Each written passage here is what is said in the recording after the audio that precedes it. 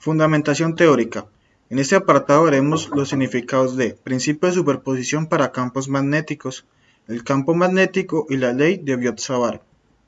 Iniciando con el principio de superposición, lo podemos definir como una herramienta matemática que permite descomponer un problema lineal o de otro tipo o en dos o más subproblemas más sencillos. Para el caso del ejercicio se emplea para obtener el valor total del campo magnético en un punto P, debido a varios campos magnéticos.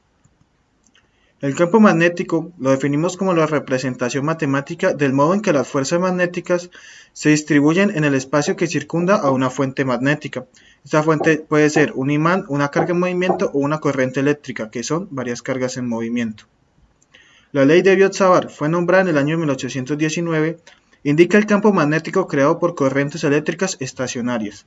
En el caso de las corrientes que circulan por circuitos cerrados, la contribución de un elemento infinitesimal de longitud, un diferencial de longitud, del circuito recorrido por una corriente crea una contribución elemental del campo magnético, un diferencial de campo, en el punto situado en la posición que apunta el vector distancia unitario a una distancia, respecto al diferencial de L, quien apunta en la dirección de la corriente.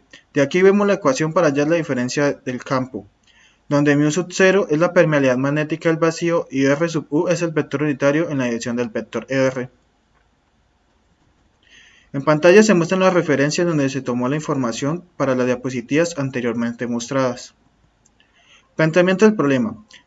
El ejercicio nos dice que tenemos dos conductores rectilíneos en el punto menos A,0 y A,0, con corrientes I y 3I respectivamente, cuyas direcciones son entrando y saliendo perpendicular al plano del papel, como se muestra en la figura. Nos piden determinar el vector campo magnético en los puntos M y N. Nos dice que las coordenadas están dadas en centímetros y se conoce tanto el valor de A como el de la corriente. Buenas, mi nombre es José Ferreira y vamos a proceder a realizar el siguiente ejercicio. Entonces, tenemos dos conductores rectilíneos con corrientes distintas. Este sería el conductor 1 y este sería el conductor 2. Pues aquí están las respectivas corrientes a una cierta distancia y nos piden hallar el campo magnético en N, que sería este punto acá, y en M. Entonces, procedemos a tomar en cuenta de esta ley, que es la ley de Biot-Savart, para hallar los cálculos que necesitamos, teniendo en cuenta que R es el vector unitario del vector y carga encerrada, μ sub 0, que es una constante, y esta que sería la distancia, R que sería la distancia más bien.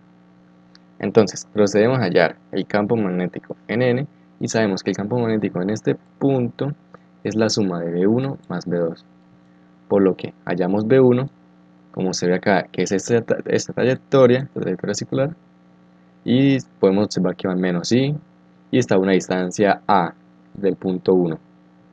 Ahora, para el campo es un poco más complicado porque tenemos que hallar o este ángulo o un vector unitario que vaya en dirección. Entonces, ¿para qué hacemos esto? Para ponerlo en su respectivo vector del campo. Entonces, hallamos R, que sería esto, que sería 2A, parte de acá arriba, y acá abajo sería A, y así hallamos la distancia y el vector unitario. Entonces, si sacamos magnitud, D tendría un valor de raíz de 5A, y pues aplicando la definición de vector unitario, es el vector sobre su magnitud. Y obtenemos esto. Como dije previamente, se tienen que intercambiar estos valores hallados porque hay que cambiar el ángulo, por así decirlo. No estamos tomándolo con respecto a la horizontal, sino con la vertical, y lo mismo para los vectores. Entonces lo hacemos de ese modo. Ahora, una vez encontrado el vector y la distancia, reemplazamos y realizamos los cálculos pertinentes, tomando como factor común este término, y pues aquí también podemos sacar factor común ese término, y hacemos los cálculos. Y tenemos en campo en N esto, sumando los dos. Ahora, es el mismo procedimiento para hallar el campo en M.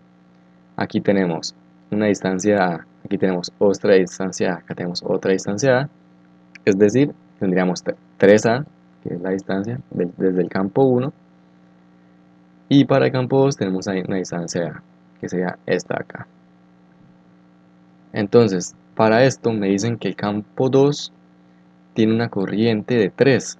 Entonces, vamos a sacar factor común, como en el anterior punto, de esta parte, y hacemos los cálculos pertinentes. Entonces, metiendo este valor en la función, obtenemos esto finalmente en J. También quiero aclarar que el campo en 1 pues sería la trayectoria larga, más grande, y el campo en 2 sería esta, y con su respectiva flecha sería el sentido que tiene. Muchas gracias. Análisis del ejercicio por Jason Castañeda.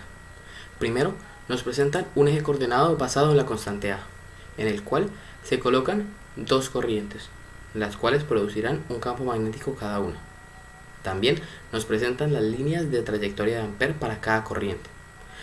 Estas no son más que las equipotenciales formadas en el campo magnético de cada uno de estas corrientes en los puntos N y M. Estos puntos ubicados a menos AA en el caso de N y a 2A,0 en el caso de M. Ya que estas equipotenciales demuestran la fuerza ejercida por cada una de las corrientes a través de su campo magnético en el punto NM, estas se pueden ver interpretadas como fuerzas. Por ello, se pueden analizar cada fuerza ejercida sobre el punto N y cada fuerza ejercida sobre el punto M. Al ser la fuerza magnética inversamente proporcional a la distancia a la que es emitida, esta siempre está presente.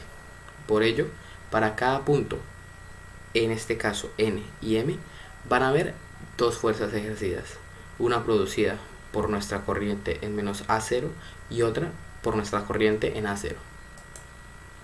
Este podría ser el diagrama de cuerpo libre para cada uno de nuestros puntos, en los cuales podemos analizarlos y darnos cuenta que podemos efectuar una predicción o un resultado esperado.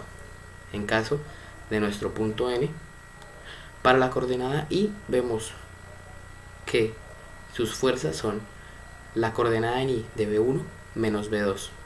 Sin embargo, sabemos que B1 va a ser menor a B2 debido a que R1, la distancia a su emisor, es mucho mayor que R2. Por ello, nuestra predicción es que en la coordenada I, la fuerza resultante va a ser una negativa. Mientras tanto, en nuestro eje coordenado J, vemos que la única fuerza concurrida es la coordenada en J de B1. Y ya que esta es negativa, nuestra predicción dice que J va a ser negativo. Mientras tanto, en el punto M, nos damos cuenta que las dos fuerzas solo tienen coordenada en J. Por ello, el resultado esperado en I va a ser igual a 0. Mientras que el resultado esperado en J va a ser la resta de B2 menos B1. Sin embargo, en este caso, y debido a la posición de M, vemos que la fuerza de B2 va a ser mayor a la de B1, debido a que la distancia a su emisor en 1 es mayor a la distancia del emisor en 2. Además de que tenemos conciencia de que la corriente 2 es mayor a la corriente 1. Por lo tanto, nuestra predicción arroja un J positivo.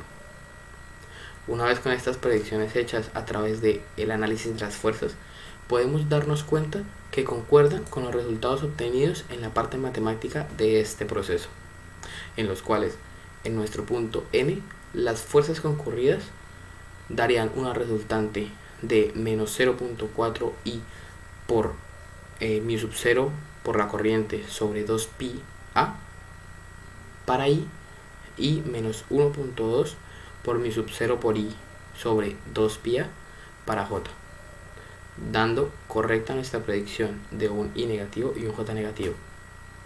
También para nuestro punto M, en el cual podemos darnos cuenta que I es igual a 0 y que J es un valor positivo. Muchas gracias.